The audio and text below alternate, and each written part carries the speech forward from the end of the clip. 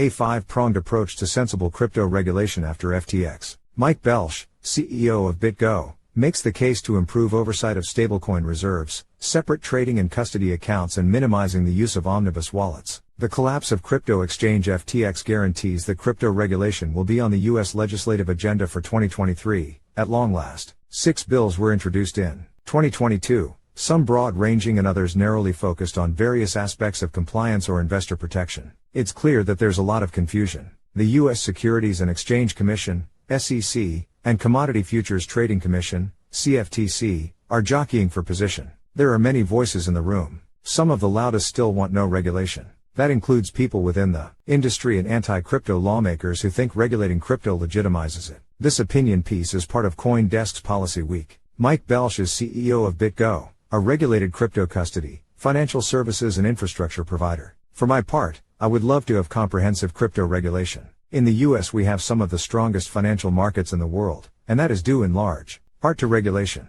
Regulation will make crypto markets stronger, but the regulatory regime that governs traditional finance wasn't created in one fell swoop. It evolved over decades, with a lot of rulemaking happening in response to disasters like FTX. The digital asset industry is still in its infancy, but the problems we've seen with FTX are familiar. We have seen them before at Quadriga CX and at Mt. Gox.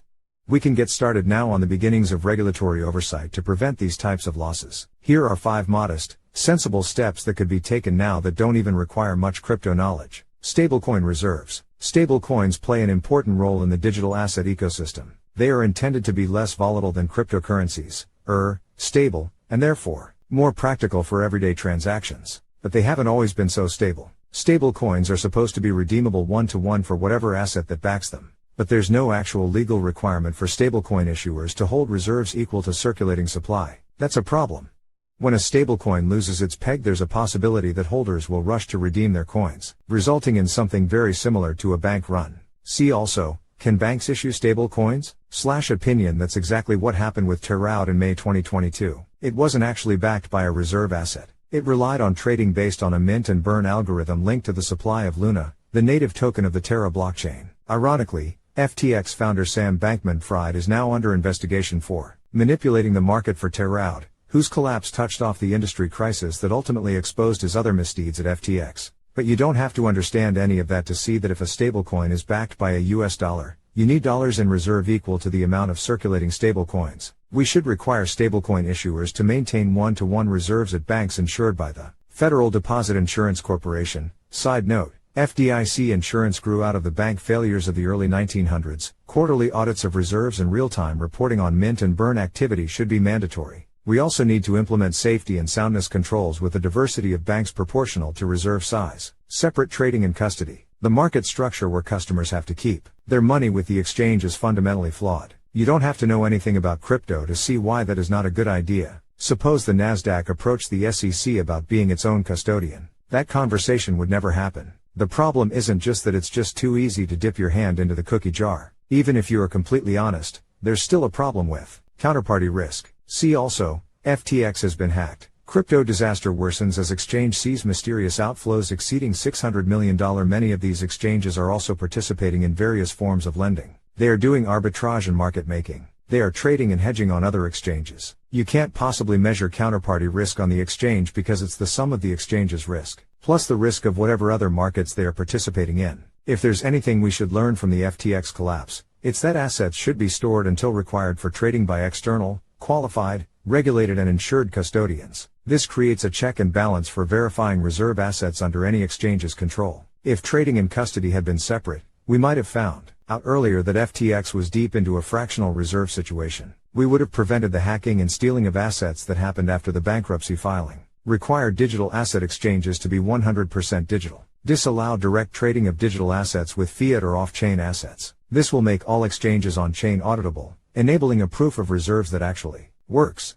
Right now, proof of reserve statements provide an element of transparency, but they aren't a complete solution for determining who's solvent and who's not, for 2 main reasons. See also, proof of reserves emerges as a favored way to prevent another FTX 1. You can't do it for reserves on fiat, which cannot be represented in a digital way. 2. You can't do proof of non-liabilities, which is really the thing that matters most. FTX combined fiat and digital reserve components, and as we now know, its liabilities far outstripped its reserves. With pure digital exchanges with fiat represented digitally as a regulated stablecoin, we could have proof of reserves for everything in real time. The last thing you have to solve is the liabilities component. If we fix settlement and clearing to be all digital, we could build a pretty robust and efficient system with compliance baked in. What's happening today is that exchanges are trying to build a business in a hybrid world because they don't have any other choice. We can put fiat and securities in digital wrappers as a transition. Once we've gotten rid of the legacy wrappers, what we can do in an all-digital environment will be much stronger.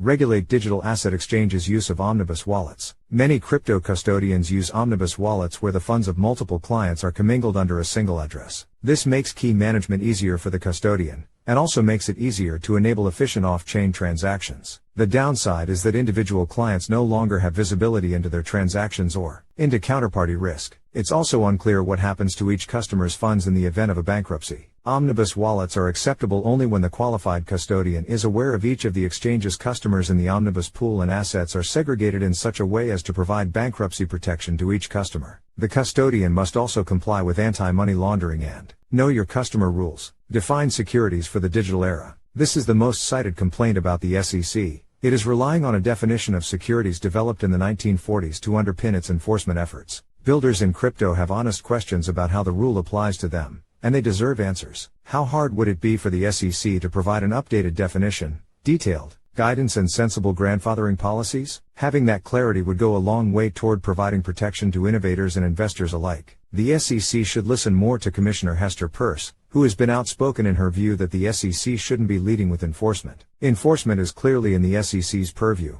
but there's an opportunity to make the enforcement load a lot lighter by providing appropriate guidance to begin with. See also, 2023, the year regulators finally grasped crypto. What happened at FTX was a garden variety type of financial fraud seen throughout the ages. The only thing it has to do with crypto and blockchain technology is that lack of regulation left an open field for unscrupulous players. What we need right now is basic regulatory oversight, aimed at preventing catastrophic investor losses. Designers and builders are more than capable of designing a better system to meet the requirements of regulators. Once people can't be rug pulled or defrauded, then we can start to talk about more nuanced issues and to build something more comprehensive. We're going to get through this period. FTX isn't the first exchange to run into trouble. It's just the biggest.